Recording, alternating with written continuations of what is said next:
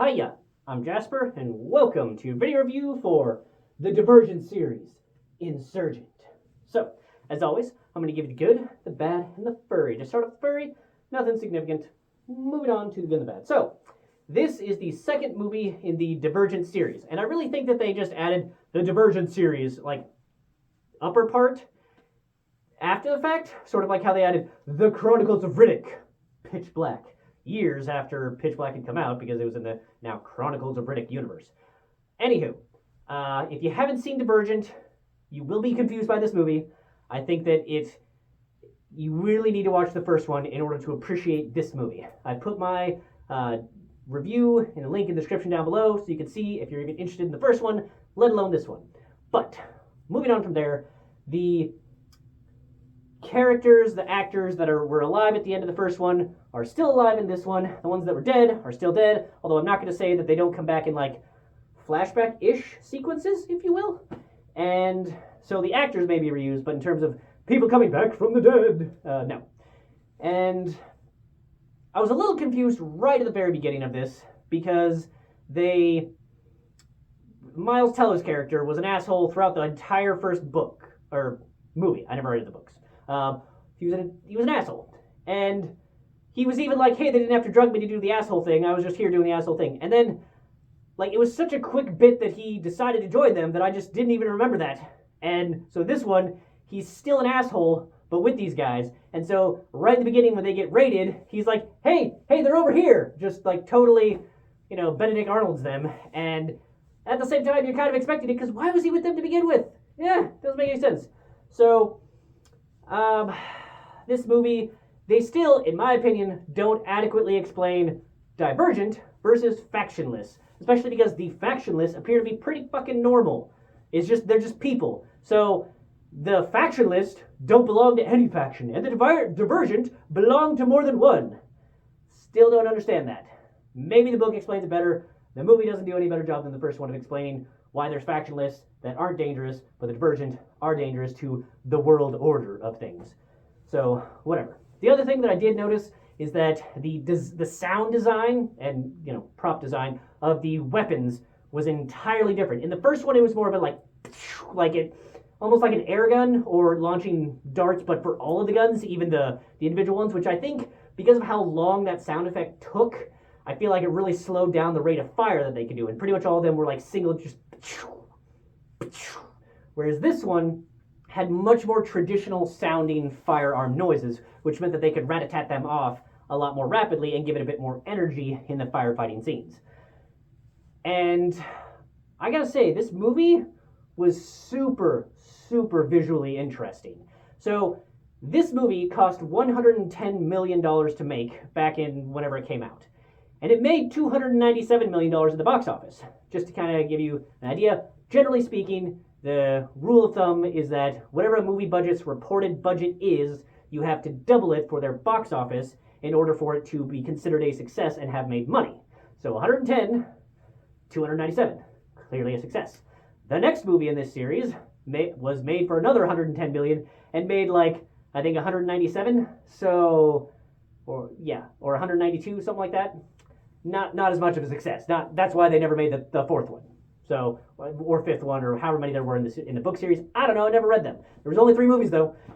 So, this movie, I think, was not only just impressive visually, but also for the time period in which it was made. So, I'm not saying it was made in, the year 2000, but it was made long enough ago that for 110 million, this movie looked far better than it had any right to look, with how many just absolutely amazing visual effects there were.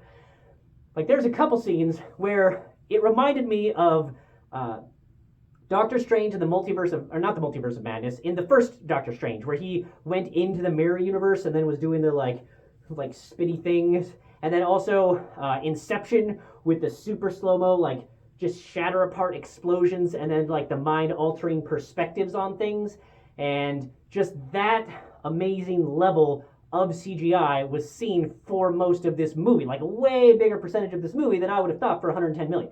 That being said, a subject of the time period in which it was made, there were a couple of scenes, not so much scenes as close-up shots, so once you got a little bit too close to the actors, for a couple of these things. Then it had a bit of the Ant-Man Quantumania, like green screen background look to it, but all the like mid and wide shots pretty much all looked very, very good and very realistic. And I really like Shailene Woodley. As you might remember from my first review, got a bit of a thing for her and still do. She was still amazing in this, and she kicked ass in this in a believable way. So that was enjoyable. I do think that a little bit of the personal strife drama thing that she went over and dealt with was just like, if you just told the truth to start with, you wouldn't be dealing with this. Other people wouldn't be as mad at you. And like, this was dumb. This was manufactured drama for no reason. And I feel like maybe it was a book thing that maybe they did better or not, or they just wanted to have her have to overcome something because she's such a badass throughout most of the rest of the film. I don't know, but it just felt a little dumb to me. But overall, I thoroughly enjoyed this one. I would say, I think because of the visuals more than the first one. I think the first one may have had just a bit stronger of a story, only because it's an origin story, and explaining the things, and experiencing the boot camp level thing is something that I will always have interest in, whereas this one was not quite that, but it had the visually interesting bit. So it's hard for me to say. I don't know about the third one, but I'm guessing no for that one, because it just didn't make enough for the next one that I also don't remember liking it as much, but I don't remember why. So when I rewatch that, I'll let you know, and the description will have the review for that one whenever I make it. So yeah, I would say give this one a shot, assuming that you don't mind a series that just ends on, I assume, a cliffhanger of some sort. Whatever. Point is, this movie is good. It doesn't quite stand alone as the first one, where the first one was just kind of like, oh, that ended, sure. This one, yeah, I think it begs that question even more of like, okay, but what happens now? What happens now? And then the other thing, the last thing that I'll say, the very last thing, so 2 thumbs up for this movie to give it a shot, but spoiler alert for this little bit. Am I wrong? But at the end of the first, or in the first one, they have a whole bunch of shots outside of the fence. And then they even make a comment in that one of saying, hey, there's like, what's outside the fence? Oh, the farms for Amity, or whatever the people that do farming is. And so, and given the size of the fence enclosure, you're like, okay, that you probably, to feed that number of people, maybe you do need to farm outside the fence. But then in this one, they seem to be inside the fence, and the revelation, again, spoiler alert, okay? They make the revelation that, like, hey, the rest of humanity is outside the fence, and that was put there to protect you. So if I remember the bit of the third one correctly, or just what I would assume from that description, is that wall is a hologram. And so you go past the wall, and boom, you see the real world. But we already saw shots outside of it, and if it's based on a book, I assume that all the books were out before they got the option for the movie license, so if they knew that they were going to have to go outside the wall, why did they shoot outside the wall? Unless I'm being crazy, and maybe they have like a secondary fake hologram that's even past where the Amity people farm, but then it's beyond the wall, so why is the wall the big deal anymore if you're already farming beyond the wall? So clearly there's not danger like chemicals or bad things like in other movies with walls that say there's bad things on the outside of it.